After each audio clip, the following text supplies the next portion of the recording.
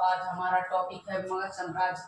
इसका हमने पहले पार्ट 1 बना चुका था। ये पार्ट 2 है। ये पार्ट 2 है मगध राजवंश का, मगध साम्राज्य के बारे में। तो हमने पार्ट 1 में क्या क्या जाना था? हमने पार्ट 1 में जाना था कि मगध साम्राज्य, मगध राजवंश का संस्थापक कौन है, इसमें कितने कितने राजवंश शासन किए हैं, और इसमें पहला राजवंश हर एक वंश के बारे में हम जान चुके हैं। दूसरा है शिशुनाग वंश, तीसरा है नंद वंश। तो इन दोनों वंशों को इस वीडियो में हम जानेंगे। तो चलिए इस वीडियो को जल्दी से स्टार्ट करते हैं। मगध साम्राज्य में हमने किस वंश के बारे में पहले पढ़ लिया था? हर एक वंश के बारे में। अब हम पढ़ेंगे शिशुनाग वंश के बारे में। किसके बारे में पढ़ेंगे हम? शिशुनाग,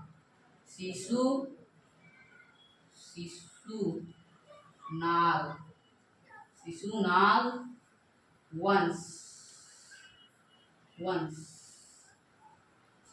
वंश। शिशुनाग वंश की स्थापना किसने की थी? शिशुनाग वंश की स्थापना किसने की थी? तो शिशुनाग वंश की स्थापना शिशुनाग नामक व्यक्ति ने ही की थी। किसने की थी? शिशुनाग नामक व्यक्ति ने ही इस वंश की स्थापना की थी। आपको ये बात जान जानी चाहिए कि बहुत सारे जो राजवंश बनते हैं या उसके राज्य बनते हैं, तो वो किसी व्यक्ति के नाम पे ही बनते हैं, या फिर जो उसका संस्थापक होता है उसी के नाम से बनते हैं। उदाहरण में बहुत से, जैसे यही शिशुनाग वंश की देखिए, इसके संस्थापक कौन है? शिशुनाग ही हैं। तो शिशुनाग वंश की स्थापना उन्होंने कैसे की? तो हम जानते हैं कि हर एक वंश के राजा, जो सबसे आखिरी राजा थे हर एक वंश के, पंचनक नाम के थे। नहीं, सॉरी, नागदशक इस हर एक वंश के सबसे अंतिम राजा थे। शिशुनाग ने क्या किया कि उनकी मृत्यु कर दी, क्योंकि उस टाइम पावरफुल में नहीं थे, पावर में वो नहीं थे। तो इसलिए शिशुनाग ने उनकी हत्या कर दी और उनकी सिंहासन यानी मगध के साम्राज्य को उन्होंने अपने कब्जे में ले लिया, जिससे मगध साम्राज्य किसके अंदर आ गया? शिशुनाग के अंदर आ गया। और इसके क्रमानुगत चलने वाले वंश को शिशुनाग वंश कहते हैं। तो शिशुनाग वंश का संस्थापक कौन था? संस्थापक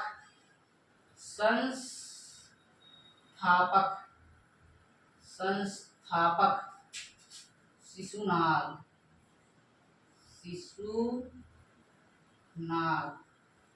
संस्थापक कौन था इसका? शिशुनाग था। तो शिशुनाग ने 412 ईस्वी में 412 ईस्वी में मगध के साम्राज्य पे बैठा। 412 ईस्वी में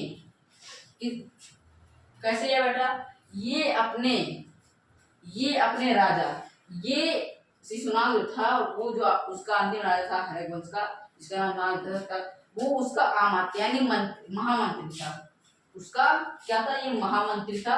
तो ये अपने राजा नागदशक की मृत्यु करके इस सिंहासन पे कब्जा कर लिया, मतलब उसके सिंहासन या इसके सिंहासन पे कब्जा कर लिया, जिसके कारण हर एक वंश समाप्त हो गया और एक नया वंश शिशुनाग वंश स्टार्ट हो गया।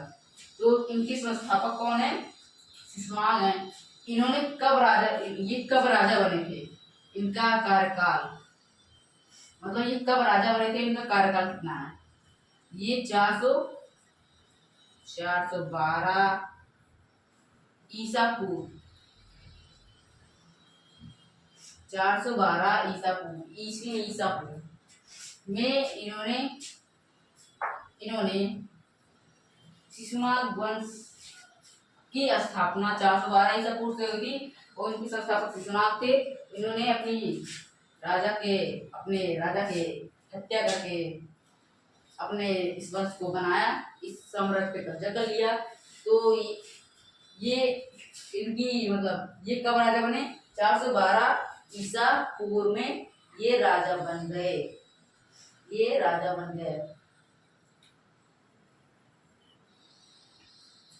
शिशुनाग जो राजा शिशुनाग हैं, उन्होंने अपनी राजधानी, मतलब सबकी राजधानी फिक्स नहीं होती है, अपनी राजधानी किससे? राजगृह से हटा के वैशाली में स्थापित कर दिए। राजगृह से हटा के वैशाली में स्थापित कर दिए। तो इनकी राजधानी क्या हुई? इनकी राजधानी हुई वैशाली। इनकी राजधानी है वैशाली। इनकी राजधानी है क्या? वैशाली इनकी राजधानी है। और इन्होंने शिशुनाग वंश की स्थापना की। आप अभी जानते हैं कि इन्होंने शिशुनाग वंश की स्थापना की है। इनकी राजधानी वैशाली है। फिर इनकी कुछ समय मतलब कुछ सालों के बाद इनके पुत्र कालाशोक इनके उत्तराधिकारी हुए। इनके पुत्र कालाशोक इनके उत्तराधिकारी हुए। कालाशोक इनके उत्तराधिकारी हुए शिशुनाग जी के। अब इनका समय खत्म होता है। अब कौन आता है? शिशुनाग के पुत्र कालाशोक। इनका इसे मतलब अशोक भी कहते हैं और कालाशोक, दो नाम से इन्हें जानते हैं, लेकिन मुख्यतः इनका नाम कालाशोक था। कालाशोक। दूसरा राजा कौन आता है? कालाशोक आता है।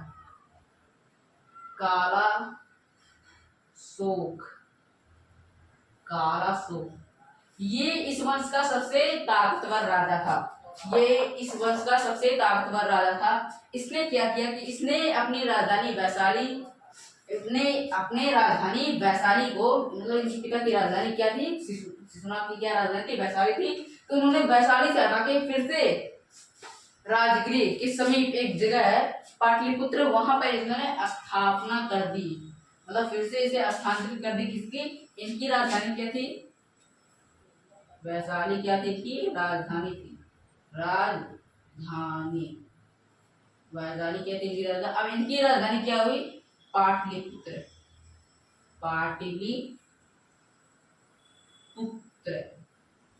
पाटलिपुत्र जिसे अब आधुनिक में पटना कहते हैं।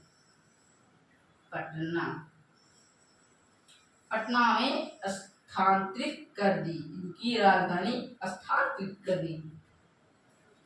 देखिए ये जो राजवंश है, इस राजवंश में सिर्फ मुख्यतः 3 ही राजा हुए हैं। मुख्यतः 3 से 4 राजा मतलब, लेकिन मुख्यतः 3 ही राजा हुए हैं। एक शिशुनाग, एक कालाशोक और एक और आते हैं। तो इन्होंने अपनी राजधानी पाटलिपुत्र कर दी।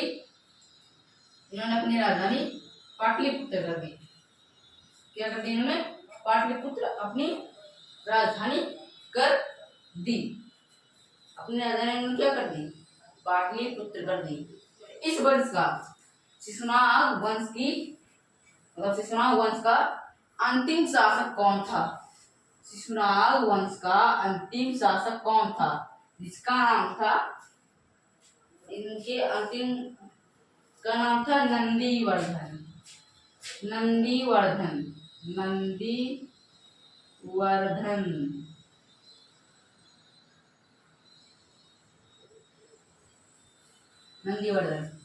इसी बीच में एक और राजा आते हैं कि उनका समय काल ज्यादा नहीं रहता है। मान के चले कि इनका समय काल 2 ही 3 महीने हो सकता है। तो देखिए जो कालाशोक था उसने भी अपने पिता की हत्या की थी, और जो राजा आता है वो उसने भी अपने पिता की हत्या की थी, और इसने भी अपने पिता की हत्या की थी। इन दोनों राजाओं के बीच में थोड़े समय में एक और राजा आता है जिसका नाम है पंचनक। पंचनक आते हैं। तो नंदीवर्धन इस वंश के सबसे अंतिम शासक हुए। अब आता है अलग, मतलब अब ये शिशुनाग वंश खत्म होता है। अब आता है नंद वंश। अब आता है कौन सा वंश? नंद वंश। अब शिशुनाग वंश क्यों खत्म हुआ? क्योंकि इनके अमात्य महापद्मनंद ने इनकी मृत्यु करके अपने वंश की स्थापना की। इन्होंने साम्राज्य को अपने नियंत्रण में ले लिया। तो अब कौन सा? मगध राजवंश में अब कौन सा तीसरा कौन सा शासन है, मतलब किस वंश आता है, तो वो है नंद वंश आता है। नंद वंश, नंद वंश, नंद वंश।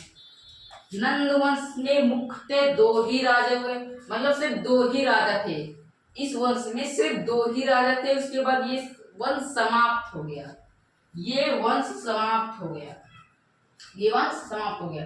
तो इनके संस्थापक कौन थे, मतलब इस वंश के संस्थापक कौन थे, इस वंश के संस्थापक कौन थे, तो इस वंश के संस्थापक हैं महापद्मनंद।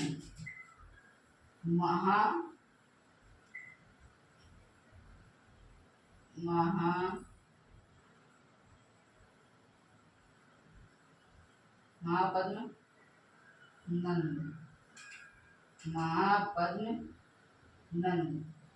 तो इस वंश के संस्थापक कौन थे, महापद्मनंद थे। इस वंश के संस्थापक कौन थे, महापद्मनंद थे। इन्हें नंद वंश का संस्थापक माना जाता है। तो अब शिशुनाग वंश हट के नंद वंश आ गया है। ये इस वंश मतलब ये मगध साम्राज्य राजवंश का तीसरा वंश है, तीसरा वंश है।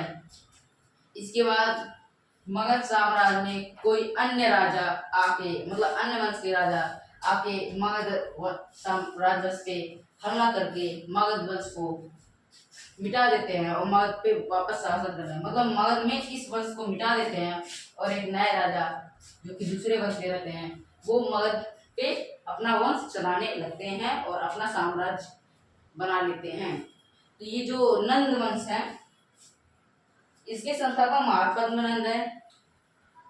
इस वंश का अंतिम शासक कौन था, इस वंश का अंतिम शासक, क्योंकि इसमें हमें बताया कि इसमें इस वंश में दो ही राजा होते, इन्होंने ज्यादा कुछ नहीं किया था, इन्होंने ज्यादा कुछ नहीं किया था। इनके जो अंतिम राजा हुए हैं जिनका नाम है घनानंद, इनका नाम है घनानंद।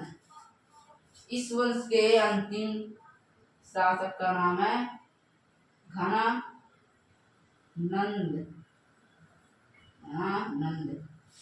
घनानंद इस वंश के अंतिम शासक है। इस वंश के अंतिम शासक कौन है, घनानंद। इस वंश के अंतिम शासक है घनानंद। घनानंद राजा कैसे बने, इनके बारे में कहा था कि इन्होंने अपने पिता की हत्या कर दी थी, इन्होंने अपने पिता की हत्या कर दी थी।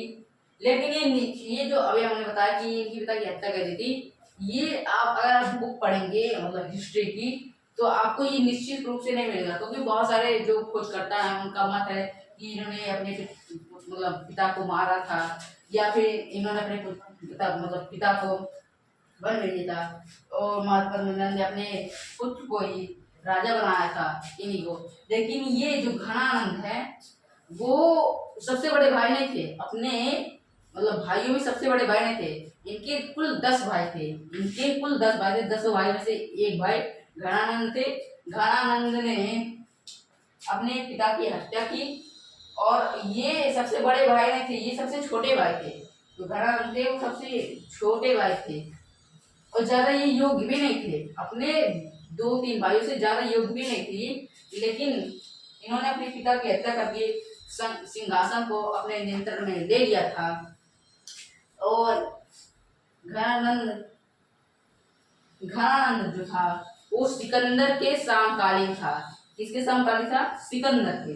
सिकंदर कौन था, जिसका असली नाम मतलब भारत में उसे सिकंदर कहा जाता, लेकिन उसका असली नाम अलेक्जेंडर था, जो कि मकदूनिया जो कि यूनान का वो रहने वाला था। उसने भारत पे जब आक्रमण किया था उस समय मगध का राजा कौन था, क्वेश्चन पूछा था कि जब सिकंदर ने भारत पे आक्रमण किया था तो उस समय मगध का राजा कौन था, तो उस समय मगध का राजा घनानंद था। उस समय मगध का राजा घनानंद था। तो इसने अपने भाइयों को भी मरवा दिया था, घनानंद ने अपने भाइयों को भी मरवा दिया था। ये इस वंश का सबसे क्रूर शासक रहा है, ये इस वंश का सबसे क्रूर शासक रहा है। एक बार एक कहानी इसकी बनी है कि चाणक्य इन्हीं के समकालीन थे, तो चाणक्य इनसे मिलने आते हैं क्योंकि सिकंदर आक्रमण कर रहा था, तो इन्होंने मिलने आता है कि गणानंद, अगर आप सहायता नहीं करेंगे तो पूरे भारत पे वो कब्जा कर लेंगे, क्योंकि आपका ही साम्राज्य सबसे शक्तिशाली साम्राज्य, मजबूत साम्राज्य है, आपके पास सेना बहुत जारी है, लेकिन तब भी आप हमारी मदद क्यों नहीं कर रहे हैं। तो इस पे घनानंद ने सोचा कि मैं दूसरों की मदद क्यों करूँ, ये इतना क्रूर था कि दूसरों की मदद में नहीं कर सकता था। इसलिए इन्होंने चाणक्य, जिन्हें कौटिल्य कहते हैं, तो इन्होंने कौटिल्य को मतलब कौटिल्य का अपमान किया और उन्होंने अपने दरबार से इन्हें भगा दिया। कौटिल्य का अपमान किया और उनको अपने दरबार से भगा दिया। तब चाणक्य ने प्रण लिया कि मैं इस वंश का नष्ट कर दूंगा, मैं इस राजा को मार दूंगा, मैं अपना एक ऐसा युग सेना भेजूंगा, ऐसा एक शासक भेजूंगा जो इस नंद वंश को मिटा सके। तो घनानंद की मृत्यु चंद्रगुप्त मौर्य, जो कि मौर्य वंश के संस्थापक हैं, उन्होंने चाणक्य की सहायता से नंद वंश का अंत कर दिया। घनानंद को उन्होंने मार दिया, जिसके कारण नंद वंश खत्म हो गया था। और मगध में एक नए वंश मौर्य वंश का आगमन हुआ। मौर्य वंश का आगमन हुआ। अगर आपको ये वीडियो पसंद आती हो तो कृपया चैनल को सब्सक्राइब करें, लाइक करें, शेयर करें और कमेंट करना जरूर ना भूलें। धन्यवाद।